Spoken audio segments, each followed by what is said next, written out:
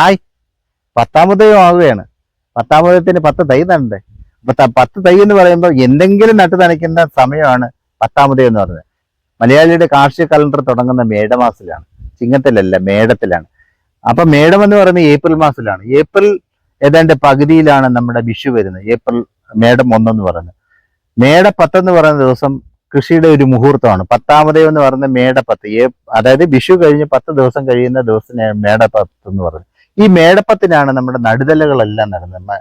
നമ്മുടെ കാർഷിക കേരളത്തിൽ നടുതലകളുടെ നടിയിൽ കാലം എന്ന് പറയുന്നത്. നടുതലകൾ എന്ന് പറഞ്ഞു കഴിഞ്ഞാൽ ചേന, ചേമ്പ്, കാച്ചിൽ, അതുപോലെ തന്നെ കിഴങ്ങ്, നനകിഴങ്ങ്, ചെറുകിഴങ്ങ്, ഇതുപോലുള്ള സാധനങ്ങളുടെ എല്ലാം നടിയിൽ കാലം. അതേപോലെ തന്നെ നമ്മുടെ തെങ്ങിന്റെ നടിയിൽ കാലം, കപ്പയുടെ നടിയിൽ കാലം, ഇതെല്ലാം നമ്മുടെ 10ാമതത്തിനാണ്. ഇത് കാർഷിക കലണ്ടർ തുടങ്ങുന്നത് നമ്മുടെ ഈ ഏപ്രിൽ മേടമാസത്തിലാണ്. അപ്പൊ മേടത്തിൽ നമ്മൾ എല്ലാത്തരം കൃഷികളും തുടങ്ങും.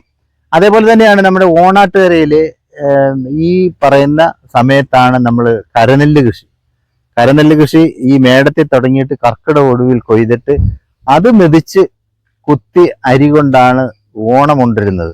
ഓണാട്ടുകരയിൽ ഓണമൂട്ടുകര എന്ന് പറയുന്ന പ്രദേശത്ത് ഇത്തരത്തിലുള്ള നടുതലകളുടെ ഒരു കൃഷിയും അതുപോലെ തന്നെ തെങ്ങ് കൃഷിയുടെ ഒരു പരദീസയായിട്ടുള്ള ഒരു, നമ്മുടെ ഭൂമി മലയാളത്തിലെ ഏറ്റവും 360 ദിവസം കൃഷി നടക്കുന്ന ഒരു പ്രദേശമാണ് ഓണാട്ടുകര.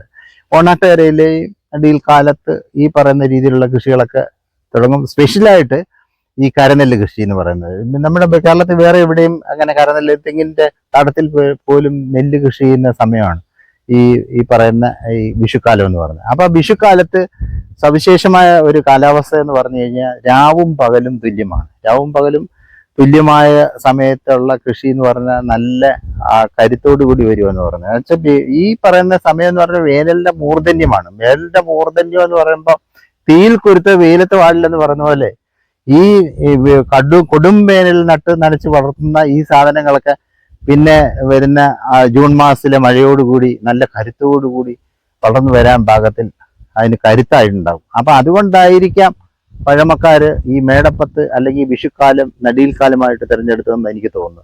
എന്തായാലും ശരി, നമുക്കും ഈ മേടപ്പത്തിന് അല്ലെ വിഷുക്കാലത്തിന് നമുക്ക് 10 എന്തെങ്കിലുമൊക്കെ നമ്മുടെ പറമ്പിൽ നടാം. നമുക്ക് കുറച്ച് ചേന നടാം, ചേമ്പ് നടാം, കിഴങ്ങ് നടാം, അതുപോലെ തന്നെ കപ്പ നടാം, തെങ്ങ് നടാം. പക്ഷെ ഏത് നട്ടാലും മുന്തിയ ഇനം വിത്തുകൾ അല്ലെങ്കിൽ തൈകൾ സംഭരിച്ച് നടണം. അപ്പം നമ്മളുടെ ഈ ചേന എന്ന് പറയുമ്പം ഗജേന്ദ്ര എന്ന് പറയുന്ന ഒരു ഇനമുണ്ട്. ഗജേന്ദ്ര എന്ന് പറഞ്ഞാൽ പേര് സൂചിപ്പിക്കുന്ന പോലെ ഗജം എന്ന് പറഞ്ഞ ആനയാണ്. വലിപ്പമുള്ള ചേന കിട്ടുന്ന ഒരു ഇനമാണ് ഗജേന്ദ്ര എന്ന് പറയുന്നത്. 10 കിലോയും 15 കിലോ 20 കിലോ ഒക്കെ ഉള്ള ഗജേന്ദ്ര ചേനകളുണ്ട്. പക്ഷെ വിപണിക്ക് പ്രിയം 1-2 കിലോ ഉള്ളതാണ്. അപ്പം വിപണിക്ക് പ്രിയമുള്ളതോ അല്ലെങ്കിൽ നമുക്ക് ഇഷ്ടമുള്ളതോ നമുക്ക് തിരഞ്ഞെടുക്കാം. അപ്പൊ ഏതായാലും മുന്തിയ ഇനങ്ങൾ തന്നെ കൃഷി ചെയ്യാൻ നമ്മൾ തീരുമാനിക്കണം. അപ്പൊ മുന്തിയ ഇനം എവിടുന്ന് കിട്ടും?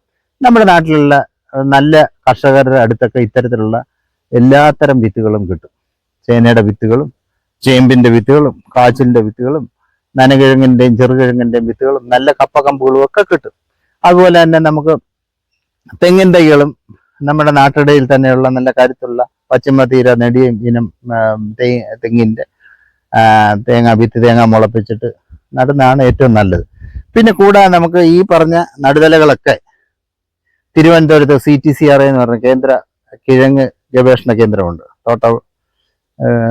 വിള ഗവേഷണ കേന്ദ്രത്തിലും കായംകുളത്തെ തോട്ടവിള ഗവേഷണ കേന്ദ്രത്തിൽ നല്ല തെങ്ങിൻ തൈ കിട്ടും. തിരുവനന്തപുരത്ത് ശ്രീകാര്യത്ത് നിന്ന് ഈ പറഞ്ഞ നടുതലകളുടെ എല്ലാം കപ്പയുടെ പുതിയ ഇനങ്ങളുടെ വരെ കപ്പ തണ്ടുകളും ഒക്കെ കിട്ടും. അപ്പോൾ നല്ല ഇനം ചേന വിത്ത് കിട്ടും, നല്ല ഇനം കാച്ചിൽ വിത്ത് കിട്ടും, നല്ല ഇനം ചേമ്പിന്റെ വിത്തുകൾ കിട്ടും, അതുപോലെ നനകിഴങ്ങിന്റെയും ചെറുകിഴങ്ങിന്റെയും ഒക്കെ വിത്ത് കിട്ടും.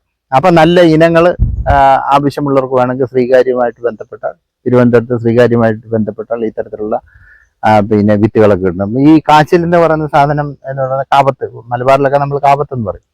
ഈ കാച്ചിലിന്റെ വള്ളിയിലാണ് പറന്നു കയറുന്ന ഒരു സാധനമാണ്. പിന്നെ 10 മുഴം വള്ളി ഉണ്ടെങ്കിൽ 1 മുഴം കാച്ചിൽ കിട്ടത്തുള്ളൂ എന്നൊരു പഴഞ്ചൊല്ല് വരെയുണ്ട്. അപ്പൊ പക്ഷെ കുറ്റിക്കാച്ചിലുണ്ട്, അതായത് നമുക്ക് ഈ വള്ളി ഇല്ലാത്ത കാച്ചിലുണ്ട്, നമ്മൾക്ക് ഗ്രോ ബാഗിൽ കൃഷി ചെയ്യാവുന്ന കാച്ചിലുണ്ട്. അതിന്റെ വിത്തും ഈ CTCRA ശ്രീകാര്യത്തിൽ നമുക്ക് വാങ്ങിക്കാൻ കിട്ടും. അപ്പൊ എന്തായാലും ശരി, നമ്മുടെ വിഷുക്കാലത്ത് 10 തൈയെങ്കിലും എന്തെങ്കിലുമൊക്കെ നമ്മുടെ പറമ്പിൽ നട്ട് നനച്ച് നമ്മൾക്ക് സുരക്ഷിത ഭക്ഷണത്തിന് നമുക്ക് ഉണ്ടാക്കിയെടുക്കാൻ. നമുക്ക് 10 കപ്പ നടാം, 10 ചേന നടാം, 10 ചേമ്പ് നടാം, 10 കാച്ചിൽ നടാം. 10-ാം ഉദയത്തിന് നടാൻ പറ്റിയ മറ്റൊരു വിളയാണ് നമ്മുടെ മഞ്ഞൾ. മഞ്ഞളിലെ പ്രതിഭ മഞ്ഞൾ, ആലപ്പുഴ സുപ്രീം എന്ന് പറയുന്ന മഞ്ഞൾ, പിന്നെ ഒരുപാട് തരത്തിലുള്ള സുഗന്ധ വിള ഗവേഷണ കേന്ദ്രത്തിന്റെ, കോഴിക്കോട് സുഗന്ധ ഗവേഷണ കേന്ദ്രത്തിന്റെ പുതിയ ഇനങ്ങൾ വേറെയുമുണ്ട്. ഇത്തരത്തിലുള്ള മഞ്ഞളും കൃഷി ചെയ്യുന്നത് നമ്മൾ 10-ാം ഉദയത്തിനാണ്. 10-ാം ഉദയത്തിന് നമ്മൾ ഈ മഞ്ഞൾ വാരങ്ങൾ എടുത്താണ് നമ്മൾ മഞ്ഞൾ സാധാരണ കൃഷി ചെയ്യുന്നത്. അപ്പൊ മഞ്ഞളിന് ഭയങ്കര ഇപ്പം നല്ല വിലയാണല്ലോ. മഞ്ഞൾ ഒരു ഔഷധമാണല്ലോ. മഞ്ഞളിലെ കുക്കുർമിനും ഒലിയോറൈസിനും ഒക്കെ പലതരം ഔഷധങ്ങളുടെ ചേരുവയാണ്. പ്രത്യേകിച്ച് നമ്മുടെ കേരളത്തിലെ മഞ്ഞളിനെ സംബന്ധിച്ച് ഭയങ്കര ഡിമാൻഡാണ്. ലോക മാർക്കറ്റിലൊക്കെ മഞ്ഞളിന് ഭയങ്കര ഡിമാൻഡാണ്. അപ്പൊ തീർച്ചയായിട്ടും നമ്മുടെ തൊടിയിൽ മഞ്ഞളിന് ഒരു സ്ഥാനം കൊടുക്കണം. അപ്പൊ മഞ്ഞളിന് എങ്ങനെയാ കൃഷി ചെയ്യുന്നതെന്ന് ചോദിച്ചാൽ, ഈ പറയുന്ന മേൽത്തരം വിത്തുകൾ നമ്മൾ സംഘടിപ്പിക്കണം. പറഞ്ഞ പോലെ കോഴിക്കോട് സുഗന്ധവിള ഗവേഷണ കേന്ദ്രത്തിന്റെ പിന്നെ പ്രതിഭ മഞ്ഞളുണ്ട്. ഞാൻ നേരത്തെ പറഞ്ഞ പോലെ വേറെയും ഇനങ്ങളുണ്ട്. പിന്നെ അതുപോലെ ഏറ്റവും വലിയ ഡിമാൻഡുള്ളതാണ് ആലപ്പുഴയിലെ തനത് മഞ്ഞൾ ഇനമാണ് ആലപ്പുഴ സുപ്രീം എന്ന് പറയുന്നത്. അത് നമുക്ക് ഉപയോഗിക്കാം.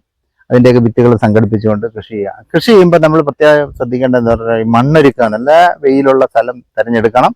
തിരഞ്ഞെടുത്താൽ നമ്മൾ ആദ്യം ചെയ്യേണ്ടതെന്ന് പറഞ്ഞാൽ പിന്നെ മണ്ണിന്റെ പുളി കുറയ്ക്കുക എന്നുള്ളതാണ്. പുളി കുറയ്ക്കാൻ വേണ്ടിയിട്ട് കുമ്മായ വസ്തുക്കൾ ചേർക്കണം. കുമ്മായ വസ്തുക്കൾ എന്ന് പറയുമ്പം ഡോളമൈറ്റോ നീറ്റൊക്കെ അതുപോലുള്ള സാധനങ്ങൾ സെന്റിന് 2 കിലോ എന്നുള്ള രൂപത്തിലാണ് ചേർത്ത് കൊടുക്കേണ്ടത്. കുമ്മായ വിട്ട് നിലം ഒരുക്കിയതിന് ശേഷമേ ഏത് നടുവിലകളും കൃഷി ചെയ്യാവൂ. ഏത് നടുവില എന്ന് പറയുമ്പോൾ നേരത്തെ പറഞ്ഞ ചേന നട്ടാലും ചേമ്പ് നട്ടാലും കാച്ചിൽ നട്ടാലും കിഴങ്ങ് നട്ടാലും ഒക്കെ, അല്ല തെങ്ങ് തൈ നടുമ്പോഴും ഒക്കെ നമ്മൾ ഈ കുമ്മായ പ്രയോഗം നിർബന്ധമായും ചെയ്തിരിക്കണം. കുമ്മായ ഇട്ട് നനച്ച് 10 ദിവസം 15 ദിവസമെങ്കിലും കഴിയാതെ ഈ സാധനങ്ങളൊന്നും നടരുത്. നടുന്നതിന് തൊട്ട് മുമ്പായിട്ട് നമുക്ക് അടിവളം ചേർക്കാവൂ. അടിവളം എന്ന് പറയുമ്പം തീർച്ചയായിട്ടും നമ്മൾ ഉപയോഗിക്കേണ്ട അടിവളം ട്രൈക്കോഡർമ കമ്പോസ്റ്റാണ്. ട്രൈക്കോഡർമയെ സംബന്ധിച്ചുള്ള ഒരു കമ്പോസ്റ്റിനെ സംബന്ധിച്ചുള്ള ഒരു വീഡിയോ ഞങ്ങളുടെ ചാനലിലുണ്ട്. അത് നോക്കിയാൽ നമുക്ക് മനസ്സിലാകും ട്രൈക്കോഡർമ കമ്പോസ്റ്റ് എങ്ങനെയാണ്. അപ്പൊ എല്ലാത്തിനും അടിവളമായിട്ട് നമ്മൾ കമ്പോസ്റ്റ് വളമാണ് ഉപയോഗിക്കേണ്ടത്. കമ്പോസ്റ്റ് വളം എന്ന് പറയുമ്പോൾ ട്രൈക്കോഡർമ തന്നെ ഉപയോഗിക്കുക. അതാണ് ഏറ്റവും നല്ല. ട്രൈക്കോഡർമയുടെ ഒരു വിശേഷം എന്ന് പറഞ്ഞാൽ അത് വളം മാത്രമല്ല, രോഗനാശിനിയും കീടനാശിനിയും കൂടിയാണ്. അപ്പൊ തീർച്ചയായിട്ടും നമുക്ക് അത് ഉപയോഗിച്ചുകൊണ്ട് വേണം, അടിവളമായിട്ട് ഉപയോഗിച്ചുകൊണ്ട് വേണം കൃഷി ചെയ്യാൻ. അപ്പൊ അത്തരത്തിലുള്ള പിന്നെ വിത്തുകളും തൈകളും ഒക്കെ നമുക്ക് മേൽത്തരം വിത്തുകളും തൈകളും തന്നെ നമ്മൾ സംഘടിപ്പിക്കണം. അപ്പൊ അതിനായിട്ട് നമ്മൾ പിന്നെ എവിടെ ആണ് നല്ല വിത്തെന്ന് വെച്ചാൽ അവിടെ നമ്മൾ പോയിട്ട് ഈ വിത്തുകൾ സംഭരിച്ച്, അല്ലെ തൈകൾ സംഭരിച്ച്, കപ്പയാണെങ്കിൽ കപ്പക്കമ്പുകൾ സംഭരിച്ച് വേണം കൃഷി ചെയ്യാൻ. എങ്കിൽ മാത്രമേ നമുക്ക് നല്ലൊരു വിളവ് ഉണ്ടാക്കിയെടുക്കാൻ പറ്റത്തുള്ളൂ.